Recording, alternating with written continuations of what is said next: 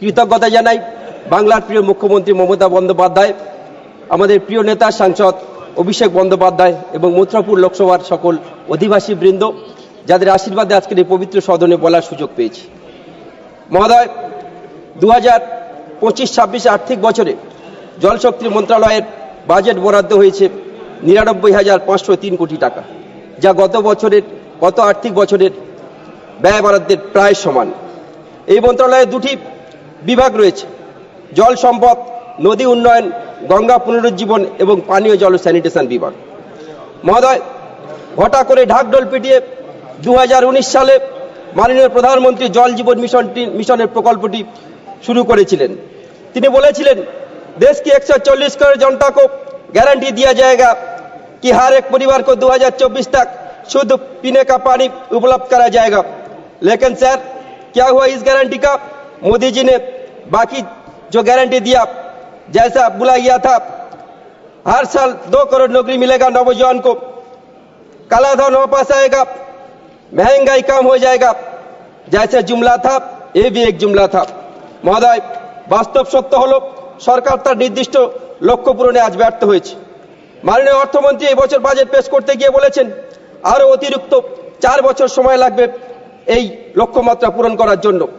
বর্তমান আর্থিক বছরে জেজেএম প্রকল্পে 67,000 কোটি টাকা বরাদ্দ করা হয়েছে, যা গত আর্থিক বছরের তুলনায় প্রায় 5% কম।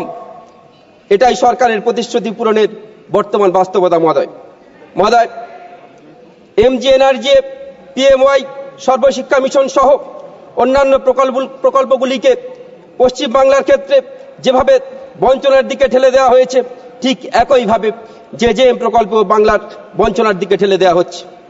মহোদয়, 2024-25 আর্থিক বছরে এই প্রকল্পে আর্থিক পরিকাঠামো অনুযায়ী কেন্দ্রীয় নিজের অংশের 5,089 কোটি টাকার মধ্যে পশ্চিমবঙ্গ রাজ্যকে মাত্র 2,528 কোটি টাকা দিয়েছে।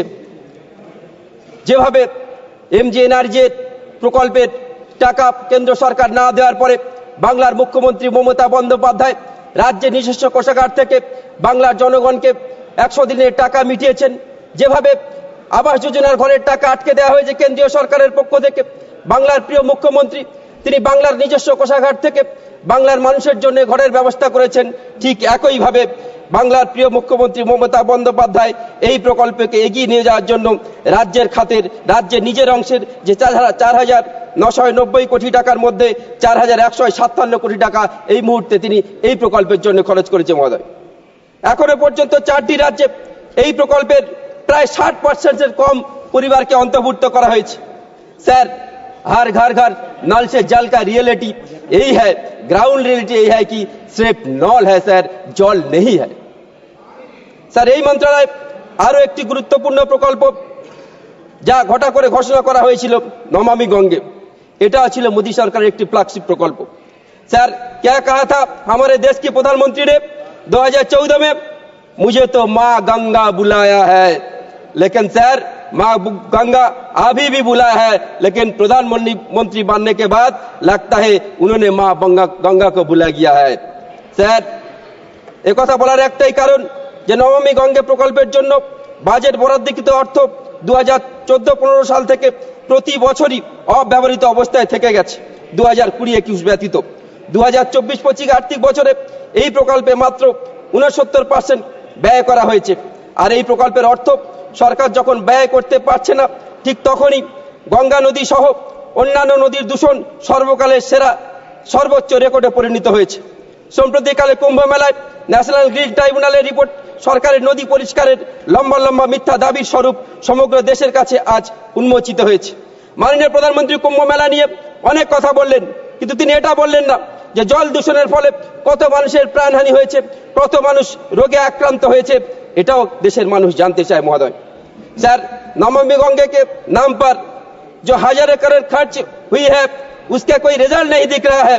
इसके भी जांच होना चाहिए, और कैसे ये पैसा कहाँ गया, केंद्र सरकार को ये भी बताना चाहिए कि नदी की सफाई कब तक हो जाएगी। सर, स्वच्छ भारत मिशन এই প্রকল্পের এই মন্ত্রণালয়ের অধীন অন্তর্গত। মহোদয়, স্বচ্ছ ভারত মিশন গ্রামীণ প্রকল্পের বাজেট বরাদ্দকৃত অর্থ লক্ষণীয়ভাবে অব্যবহৃত অবস্থায় থেকেছে। 2024 আর্থিক বছরে এই প্রকল্পের জন্য ব্যয় বরাদ্দ ধার্য করা হয়েছিল 7,192 কোটি টাকা, যার মধ্যে সরকার মাত্র 33% খরচা করতে পেরেছে, অর্থাৎ 2,354 কোটি টাকা। মহোদয়, স্বচ্ছ ভারত মিশনের প্রকল্পটি বড় বড় বিজ্ঞাপন দিয়ে সর্বত্র আমরা দেখে থাকি, কিন্তু বাস্তব চিত্রটা আমরা যারা গ্রামাঞ্চলে বাস করি তারা জানি। প্রথমে এই প্রকল্পের জন্য মাত্র 1,000 টাকা দিয়ে এই প্রকল্পের শৌচালয় বানিয়ে দেওয়ার চেষ্টা হয়েছিল। সেটা স্বাস্থ্যসম্মত বাস্তবসম্মত না হয় বর্তমানে সরকার 12,000 টাকা দিয়ে শৌচালয় নির্মাণের কথা বলছেন। মহোদয়, রাজ্য সরকার যেখানে 3,000 টাকা দেয়, কেন্দ্রীয় সরকার 9,000 টাকা দেয়। আমরা সবাই জানি যে বর্তমানে দুর্মূল্য বাজারে সাধারণ মানুষের জীবনযাপন করতে নাজেহাল হয়ে পড়ছে। ঠিক সেই জায়গা থেকে 12,000 টাকা দিয়ে ব্যবহারযোগ্য শৌচালয় বানানো কতটুকু যুক্তিসম্মত, কতটুকু বাস্তব, সেটা নিশ্চিত বাজেট বরাদ্দকৃত অর্থ খরচের যা পরিসংখ্যান তা থেকে আমরা সবাই বুঝতে পারি। মহোদয়, 12,000 টাকা দিয়ে যে শৌচালয় বানানো হচ্ছে, যেখানে যদি একটি মানুষ শৌচালয়ে যান সেক্ষেত্রে জলের নিয়ে যাওয়ার জন্য জলের বালতি বাইরে রেখে তাকে যেতে হয়, আর যদি বালতি নিয়ে যেতে হয় তাহলে মানুষকে বাইরে থাকতে হয়। এটাই আসল চিত্র। মহোদয়, আমি আপনার মাধ্যমে মাননীয় মন্ত্রী মহোদয়কে অনুরোধ করতে চাই, এই প্রকল্প সাধারণ মানুষের ব্যবহারের উপযোগী শৌচালয় বানিয়ে দেওয়ার জন্য নির্দিষ্ট পরিকল্পনা গ্রহণ করে সাধারণ মানুষের কষ্ট লাঘব করার জন্য মহোদয়, এটা নিশ্চিতভাবে সাধারণ মানুষের খুবই প্রয়োজন রয়েছে। মহোদয়, এই মন্ত্রণালয়ের আরো একটি উল্লেখযোগ্য বিষয় হলো জল সম্পদ ও নদী উন্নয়ন। মহোদয়, আমার নির্বাচনী এলাকা মথুরাপুর লোকসভার অধিকাংশ এলাকা নদী বেষ্টিত, জল জঙ্গলে ভরা সুন্দরবনের মানুষের জীবনযাত্রা আজ প্রাকৃতিক বিপর্যয়ের কারণে হাজার হাজার বসতবাড়ি সহ চাষের জমি ধীরে ধীরে ধ্বংসের দিকে এগিয়ে যাচ্ছে। মহোদয়, প্রাকৃতিক বিপর্যয় আমাদের কারোর হাতে নেই, কিন্তু প্রাকৃতিক বিপর্যয় রোধ করার জন্য আগাম সতর্কতা সহ সাবধানতা অবলম্বন করা সরকারের কর্তব্য। বর্তমান সময়ে প্রযুক্তিগত উন্নতির ফলে অনেক আগে থেকে জানা যায় প্রাকৃতিক বিপর্যয় কোন পর্যায়ের হতে পারে। আমরা দেখেছি যে দেশের কোথাও কোনো প্রাকৃতিক বিপর্যয়, সাইক্লোন, বন্যা ইত্যাদি ঘটে, তখন সরকার তার মোকাবিলার জন্য স্পেশাল প্যাকেজ বা ক্ষতিপূরণ ঘোষণা করে থাকেন। যদিও পশ্চিমবাংলা তার ন্যায্য ক্ষতিপূরণ থেকে বারে বারে বঞ্চিত হয়েছে, সেটা আমপান হোক, সেটা ইয়াস হোক বা সাম্প্রতিককালের বন্যা হোক। মহোদয়, আমি আপনার মাধ্যমে এই সদনকে জানাতে চাই যে বিশ্ব উষ্ণায়নের ফলে নদীর গতিপথ পরিবর্তিত হচ্ছে, যার ফলস্বরূপ নদীবাঁধ ভীষণভাবে ক্ষতিগ্রস্ত হচ্ছে। বিভিন্ন জায়গায় নতুন করে আবার নদীবাঁধ ভাঙন দেখা দিয়েছে। প্রাকৃতিক বিপর্যয় হলে সরকার যেমন তার পুনর্নির্মাণের ব্যবস্থা করেন, ঠিক তেমনি নদীর গতিপথ পরিবর্তনের ফলে যে নদী বাঁধগুলি ভাঙছে তা পুনর্নির্মাণের কোনো পরিকল্পনা সরকারের কাছে আছে কি, এই মন্ত্রণালয়ের কাছে আছে কি, আমার জানা নেই।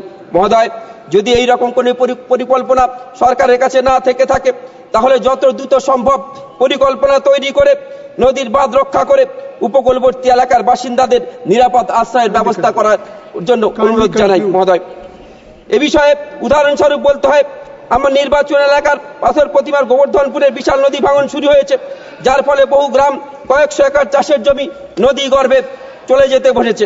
মহোদয়, সাগর বিধানসভা এলাকার মৌসুমী দ্বীপ মুড়িগঙ্গা নদীর উপর দিয়ে সাগর বিধানসভা এলাকার ঘোড়ামারা দ্বীপ, যেখানে মুড়িগঙ্গা নদীর উপর দিয়ে মালবাহী জাহাজ চলাচল করে, নদীর নাব্যতা কমে যাওয়ার ফলে জাহাজ তার গতিপথ পরিবর্তন করে নদীর কিনারার কাছ দিয়ে যাওয়ার ফলে নদীর ভাঙন বৃদ্ধি পাচ্ছে, যার ফলে চাষের জমি, বসতবাড়ি থেকে শুরু করে বিদ্যালয় থেকে শুরু করে এমনকি স্বাস্থ্যকেন্দ্র পর্যন্ত নদীর গর্ভে চলে যেতে বসেছে। এ বিষয়ে উল্লেখযোগ্য, পশ্চিমবাংলা তথা ভারতবর্ষের ঐতিহ্যবাহী তীর্থক্ষেত্রগুলির মধ্যে অন্যতম গঙ্গাসাগর তীর্থক্ষেত্র, যেখানে ভগবান কপিল মহারাজের মন্দির বিদ্যমান। মহাশয়, যেখানে সারা বছর তো বটেই, মকর সংক্রান্তির পুণ্যতিথিতে লক্ষ লক্ষ পুণ্যার্থীর সমাগম হয় ভারতবর্ষের দ্বিতীয় বৃহত্তম মানব মেলা গঙ্গাসাগর মেলায়। বাংলার মাননীয় মুখ্যমন্ত্রী মমতা বন্দ্যোপাধ্যায় বহুবার কেন্দ্রীয় সরকারকে বলেছেন গঙ্গাসাগর মেলাকে জাতীয় মেলা ঘোষণা করতে, কিন্তু সে বিষয়ে কেন্দ্রীয় সরকার এখনো পর্যন্ত ভ্রুক্ষেপ দেখেনি। বর্তমানে গঙ্গাসাগরে কপিল মহারাজের মন্দির সহ পার্শ্ববর্তী এলাকায় নদী ভাঙনের ফলে ধীরে ধীরে ধ্বংসের দিকে এগিয়ে যাচ্ছে। মহোদয়, আমরা দেখেছি গত কয়েক বছরে কেন্দ্রীয় সরকার কেদারনাথ, হরিদ্বার, বারাণসী সহ একাধিক তীর্থক্ষেত্রগুলির নদী তীর নির্মাণ সৌন্দর্যায়নের ক্ষেত্রে কোটি কোটি টাকা খরচ করেছেন, কিন্তু পশ্চিম বাংলায় অবস্থিত বলে গঙ্গাসাগরের ক্ষেত্রে বারে বারে বঞ্চিত করা হয়েছে। গঙ্গাসাগরকে বারে বারে বঞ্চনা বেড়ে চলেছে। গঙ্গাসাগরকে রক্ষা করার জন্য কোনো প্রয়াস এই বাজেটে রাখা হয়নি। মহোদয়, বাংলার প্রিয় মুখ্যমন্ত্রী মমতা বন্দ্যোপাধ্যায় চেষ্টা করেছেন গঙ্গাসাগরকে বাঁচাতে, গঙ্গাসাগরের সৌন্দর্য বাড়াতে তিনি উদ্যোগ নিয়েছেন। ইতিমধ্যে মুড়িগঙ্গা নদীর উপর গঙ্গাসাগর সেতু নির্মাণ করে পুণ্যার্থীদের যাতায়াতে তিনি সুবিধা করে দেওয়ার ব্যবস্থা করছেন। মহোদয়, আমি আপনার মাধ্যমে সরকারের কাছে অনুরোধ করতে চাই, অন্যান্য তীর্থক্ষেত্রগুলির মতো গঙ্গাসাগরকে বাঁচাতে, গঙ্গাসাগরকে সৌন্দর্য বাড়াতে অবিলম্বে সরকার পদক্ষেপ গ্রহণ করুক এবং গঙ্গাসাগরের আশু মর্যাদা হৃত গৌরবকে স্বীকার করে গঙ্গাসাগর মেলাকে জাতীয় মেলা ঘোষণা করুক এবং গঙ্গাসাগরের যে ভাঙন বিপর্যয় হয়েছে সেই বিপর্যয়কে জাতীয় বিপর্যয় ঘোষণা করে গঙ্গাসাগরকে রক্ষা করার জন্য স্পেশাল প্যাকেজ সরকার ঘোষণা করুক। মহোদয়, পরিশেষে আপনার মাধ্যমে জলশক্তি মন্ত্রণালয়কে অনুরোধ করতে চাই, সুন্দরবনের জনজীবনকে রক্ষা করতে, সুন্দরবনের নদীবাঁধগুলিকে রক্ষা করতে, সুন্দরবনের ঘোড়ামারা দ্বীপ, পাথর প্রতিমা বিধানসভার বিস্তীর্ণ অঞ্চল, গোবর্ধনপুর কোস্টাল এরিয়া, মৌসুমী দ্বীপ, কাকদ্বীপ, নামখানা, বকখালি, রায়দিঘি, গোসাবা, বাসন্তী এবং কুলতলির বিস্তীর্ণ নদীবাঁধগুলির কংক্রিটে রূপান্তরিত করে সাধারণ মানুষকে যাতে সুরক্ষা দেওয়া যায়, উপকূলবর্তী মানুষের যাতে সুরক্ষা দেওয়া যায় তার ব্যবস্থা করবেন। মহোদয়, ধন্যবাদ, নমস্কার, জয় হিন্দ, জয় বাংলা।